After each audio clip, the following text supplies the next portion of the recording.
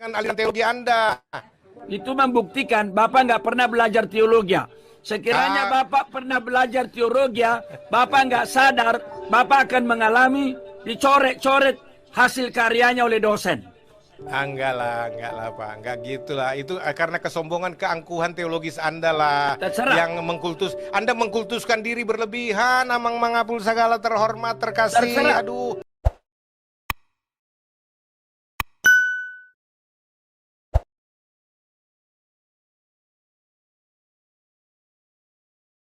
Assalamualaikum warahmatullahi wabarakatuh.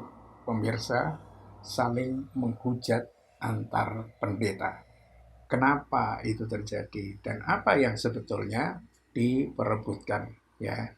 Kalau kita melihat berbagai channel, terutama di YouTube, kita selalu bisa menemukan kalau kita klik begitu pendeta begitu, yang banyak muncul adalah hujatan satu pendeta dengan pendeta yang lain ya.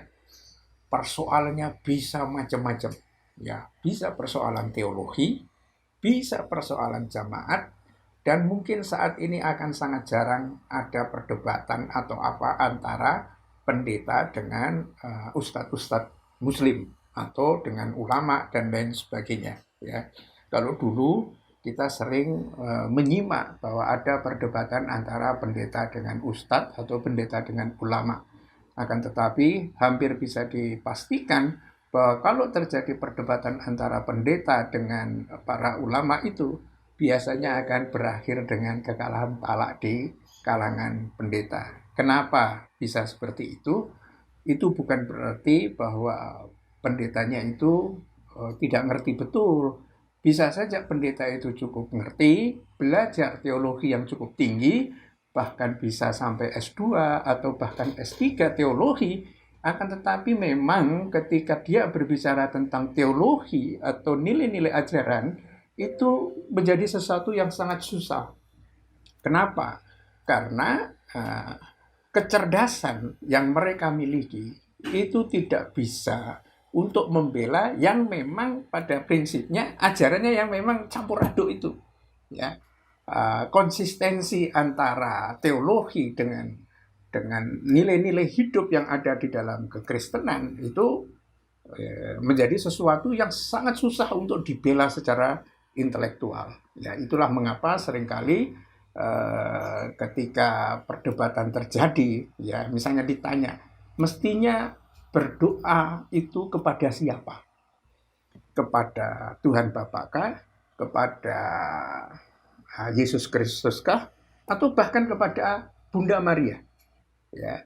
Kalau pertanyaan ini kita sampling, kita sebar dalam satu bentuk survei, maka jawabannya bisa sangat beragam. Ya. Ada yang dikatakan kepada Tuhan Bapa, ada ke Yesus Kristus, ada juga yang bahkan ke Bunda Maria, yang bukan bagian dari ketuhanan itu. Dan masing-masing denominasi memberikan jawaban ya, yang sangat berbeda, bahkan bertolak belakang. Ada pendeta yang mengatakan bahwa yang disebut dengan Tuhan Bapa itu ya Yesus Kristus itu sendiri, ketika dia sudah naik ke langit itu menjadi Tuhan Bapa. Tetapi ada juga yang mengatakan, oh bukan, Yesus itu bukan Tuhan Bapa, Yesus itu ya Tuhan Anak. Ada yang mengatakan begitu. Dan ini membuat situasinya menjadi rumit. Dan rata-rata umat Islam menjadi ngerti, ya, oh begitu ternyata ajaran-ajaran yang ada dalam teologi yang berkenaan dengan teologinya kekristenan itu. Coba kalau orang Kristen itu ya bertanya tentang umat Islam itu kalau berdoa, berdoanya itu kepada siapa? Ditujukan doanya itu kepada siapa? Maka seluruh organisasi yang ada di kalangan umat Islam selalu akan menjawab dia berdoa kepada Allah Subhanahu wa Ta'ala. Tidak sama sekali kepada yang lain. Sama sekali. Bahkan di dalam Islam secara jelas itu dinyatakan doa kepada yang lain adalah bentuk dari kekufuran itu. Ya, tidak boleh doa itu ya langsung kepada Allah Subhanahu wa Ta'ala. Tetapi di dalam tradisi Kristen itu berbeda. Dan implikasi ya, kalau kita melihat bagaimana perdebatan-perdebatan antar pendeta, antara pendeta yang satu mengagungkan dengan Tuhan Bapa, satunya lagi Tuhan Anak, dan bahkan Roh Kudus gitu ya. Dan bahkan ada yang namanya teologi kemakmuran. Ya, teologi kemakmuran inilah yang kemudian banyak disikapi oleh pendeta-pendeta yang lain ya, sebagai suatu ajaran yang konyol ya. Dan banyak pendeta yang menyerang tentang teologi kemakmuran itu. Tetapi teologi kemakmuran ini menjadi sangat menarik ya. Dan apa sih sebetulnya di balik perdebatan ini? Apa yang sebetulnya diperebutkan? Sepertinya adalah jamaat yang ada di gereja. Dan teologi kemakmuran itu bisa menarik jamaat yang banyak ya, karena kalau katanya mengikuti Yesus maka Anda harus kaya ya. Itu adalah pernyataan-pernyataan yang membuat orang itu menjadi sangat tertarik pada ajaran-ajaran teologi kemakmuran. Namanya teologi kemakmuran ya. Kalau orang meyakini itu akan menjadi makmur, intinya begitu. Teologi ini menjadi menarik karena memang sebetulnya kelas sosial di dalam kekristenan yang ada di Indonesia itu memang betul-betul terbagi dua. Ada kelas sedikit jumlahnya tapi kaya-kaya ya. Tetapi banyak juga orang Kristen yang pas-pasan, yang dulu mungkin ya, dulunya mungkin itu orang-orang desa yang dimurtadkan itu, yang masih tersisa ya.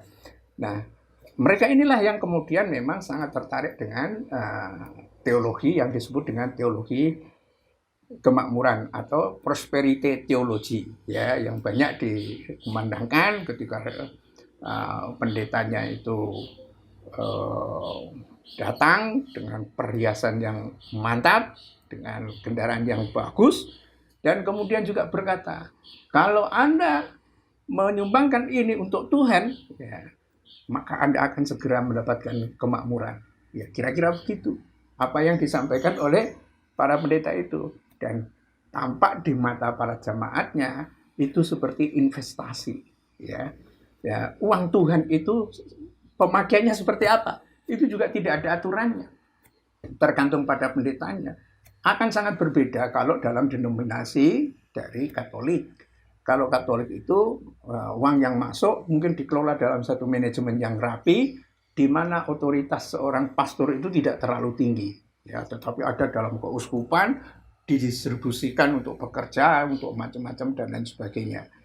Di dalam gereja-gereja yang berafiliasi dengan Protestantisme, apalagi gereja independen ya, yang tidak tergantung dengan denominasi lain, dia gereja tunggal, begitu pengelolanya sepenuhnya tergantung pada pendetanya. Itulah mengapa banyak juga pendeta yang kaya-kaya, karena dia berdakwah bisa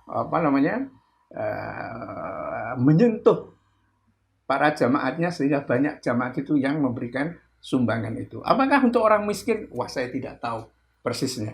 Itu berbeda dengan Islam.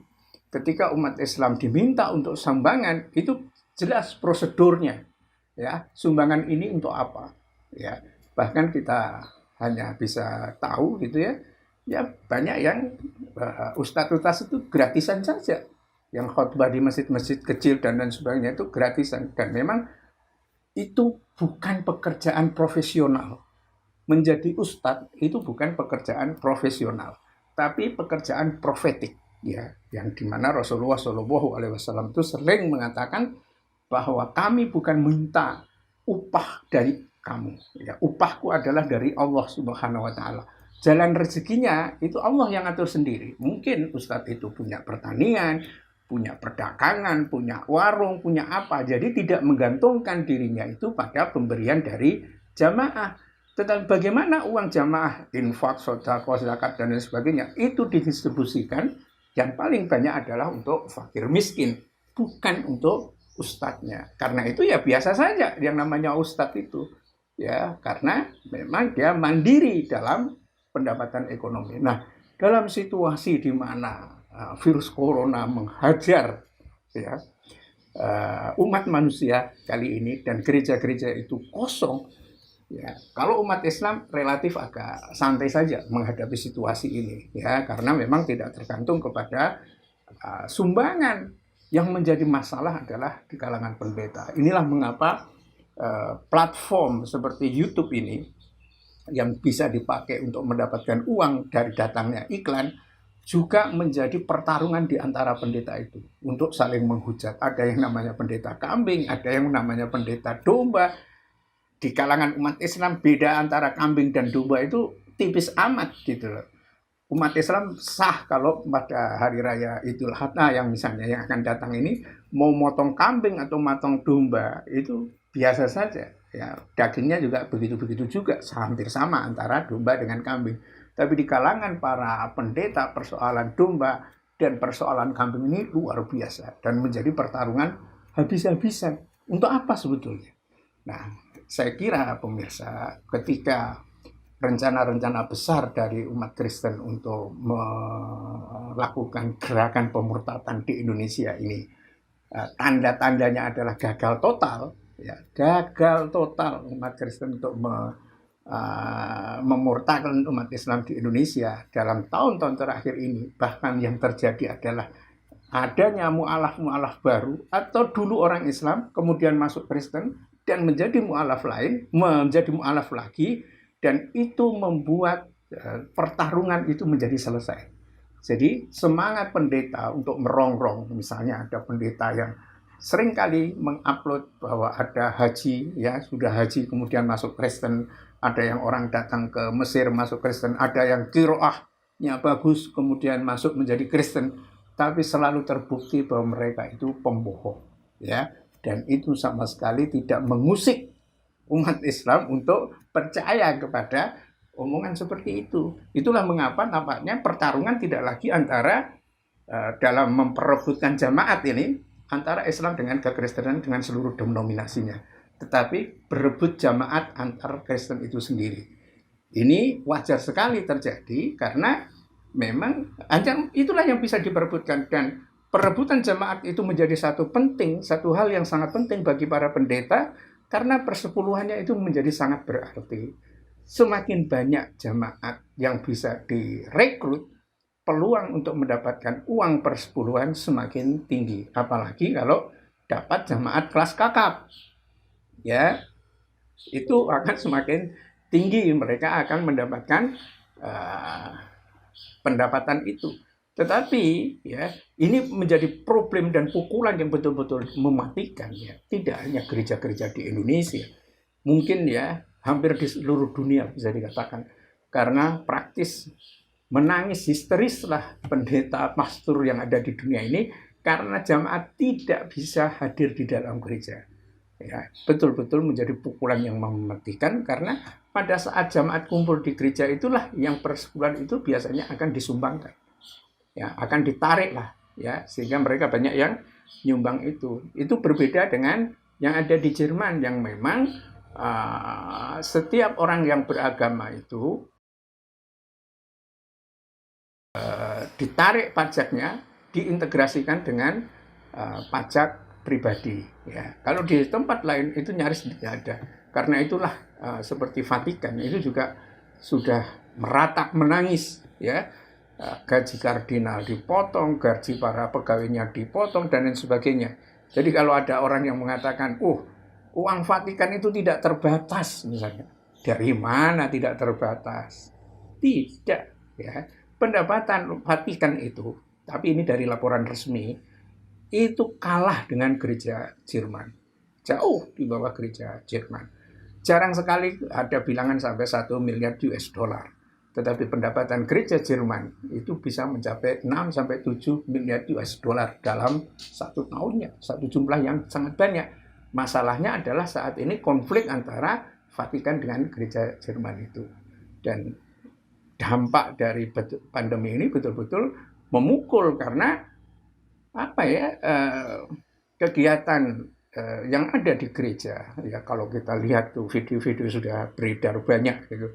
Sampai dorong-dorongan untuk memperebutkan mimbar, itu apa sebetulnya yang dicari, ya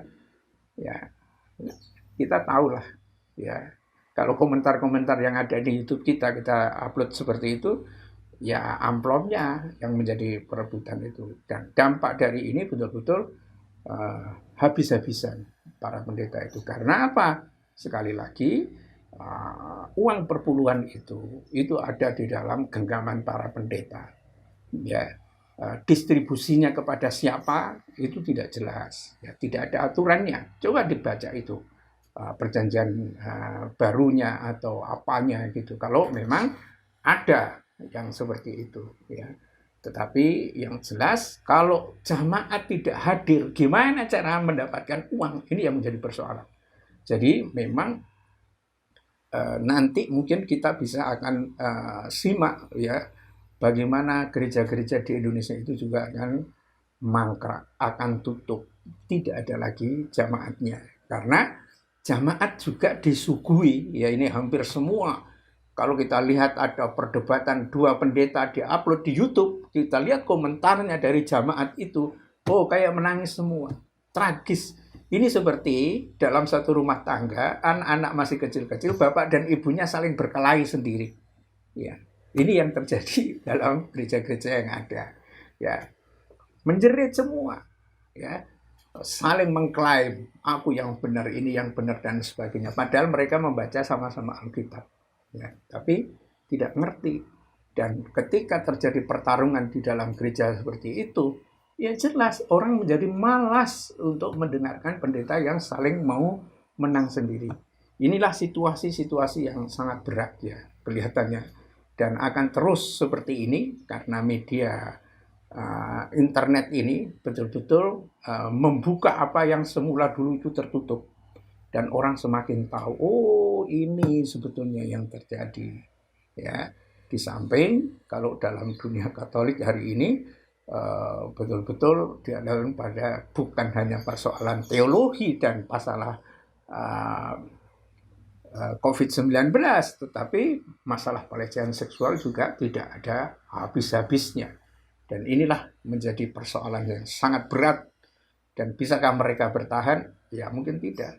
Saran kita kepada para pendeta itu, ya saran kita para pendeta itu, belajar Al-Quran, belajar sunnah Rasulullah dengan pikiran yang normal saja, yang jujur saja, ya, tidak perlu dengan emosi. Dan mereka bisa membandingkan ajarannya dengan ajaran yang ada pada Islam itu. Karena kewajiban kita juga untuk menyampaikan itu, bahwa mereka mau menerima dan tidak, itu kalau kita sudah sarankan, sudah kita minta mereka untuk mempelajari, ya kewajiban kita sebagai manusia sudah bisa dikatakan relatif selesai. Walaupun menyampaikan dakwah ini terus-menerus harus sudah disampaikan. Ya, kenapa seperti itu? Memang kalau namanya manusia, sekalipun punya pikiran yang cerdas, ya hati yang mungkin cukup baik, tetapi ketika dia belum bersentuhan dengan ajaran yang benar, ya pasti akan berada dalam kungkungan ajaran seperti itu. Ya sama seperti orang yang sehat berjalan terus-menerus, ya ketika ada oase, ya satu sumber air yang sebetulnya sangat dibutuhkan, dia tidak tengok itu, ya selamanya dia akan kehausan. Sama seperti situasinya itu. Ya, dan Al-Quran, Sunnah Rasulullah itu adalah seperti oase, ya, seperti air yang jernih yang diminum dan itu menghilangkan dahaga rohani, dahaga intelektual, menjadi diri kita itu tenang, ya, tidak di bawah oleh seperti fata morgana, ya, melihat gurun pasir seperti suatu sumber air yang luas dan ketika didatangi isinya pasir semua, ya tidak seperti itu. Kalau oase betul-betul itu adalah, dan tanda-tandanya ada, setiap oase itu biasanya kanan kirinya akan tumbuh pohon-pohonan. Tapi kalau fata morgana, kalau kita pernah berjalan dalam tempat padang yang sangat gersang begitu, ya kita haus, kemudian muncul pandangan di depan ada air yang jernih, biasanya fata morgana tidak ada tumbuh-tumbuhannya. Inilah yang membedakan ajaran yang benar dengan yang sesat itu. Dan sudah saatnya memang, ya, kalau mereka menyadari bahwa hidup itu untuk apa, apakah untuk memperebutkan jamaat atau untuk mendapatkan ini dan itu, atau sebetulnya untuk mempersiapkan kita menghadapi pasca kehidupan itu, ya ini akan selesai sudah, ya. Jadi hujatan antar pendeta mungkin tidak akan pernah selesai. Apalagi setiap orang, ya ketika menampilkan suatu YouTube yang kontroversial misalnya, itu justru banyak peminatnya. Karena mengundang rasa penasaran itu. Tetapi korbannya bisa macam-macam. Dan saling melempar kritik atau menghujat, itu juga kadang-kadang menjadi satu tontonan yang dinikmati, tetapi juga tontonan yang memprihatinkan. Bagi kita umat Islam, itu bisa menikmati kalau ada hujatan satu dengan yang lain dengan antar pendeta. Tapi kan kasihan jamaatnya. Kalau bisa, ya sudahlah, ikuti seperti jamaat-jamaat gereja atau gereja-gereja atau para uskup yang ada di misalnya di Scotland, ya. Mereka mempelajari tentang surat Maryam, surat Al-Kahfi, ya, dan banyak sejarah yang lain. Yang kemudian, ternyata ajaran Islam itu jauh lebih excellent, ya. Dan banyak yang akhirnya memang masuk Islam. Nggak usah malu, ya, masuk Islam itu nggak usah malu. Menjadi mu'alaf itu menarik, ya. Dan kalau tidak percaya, buktikan saja. Jadilah mu'alaf, buktikan. Dan nanti kalau memang betul-betul kecerdasan kita itu terganggu, saya ternyata setelah saya pelajari Al-Quran, ternyata isinya cuma begini. Coba saja, buktikan saja. Biasanya orang-orang yang ini para mu'alaf yang bertutur, dan banyak juga YouTube yang sudah menguploadnya, biasanya ketika orang-orang yang mencari dan mencoba melakukan kritik kepada Al-Quran, tetapi dia nalarnya masih sehat mencari kelemahan Al-Quran, itu akan tertantang terus untuk bisa menemukan kelemahan yang ada dalam Al-Quran. Ya, meskipun dia tidak akan pernah bisa menemukannya, dan pada akhirnya kecerdasannya itu tunduk kepada ayat-ayat yang ada dalam Al-Quran, dan akhirnya mereka memilih untuk menjadi mu'alaf. Billahi taufiq wal hidayah. Assalamualaikum warahmatullahi wabarakatuh.